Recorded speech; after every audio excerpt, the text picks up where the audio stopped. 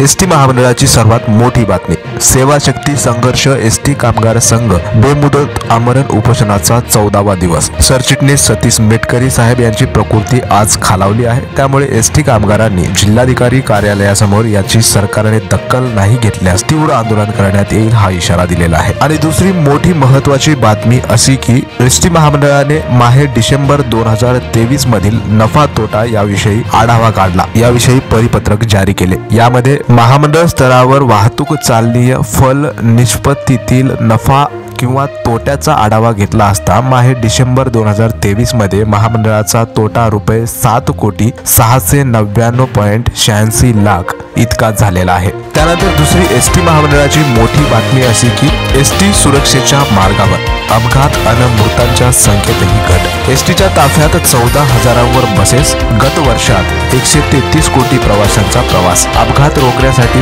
उपाययोजना एसटी महामंडळ करत आहे। त्यानंतर एसटी महामंडळाच्या कर्मचाऱ्यांविषयी ही बातमी खूप मोठी आहे। बातमी अशी की एसटी बँकेतून कर्ज देण्यास बंदी, आरबीआयचा आदेश। कर्मचारी आणि अधिकाऱ्यांची बँक असलेल्या एसटी बँकेचा सीडी रेशो 98% पोहोचला आहे। त्यामुळे भारतीय रिझर्व्ह बँकेने आरबीआय एसटी बँकेतून कर्ज देणे बंद करण्याचे सोमवारी तोंडी आदेश दिले।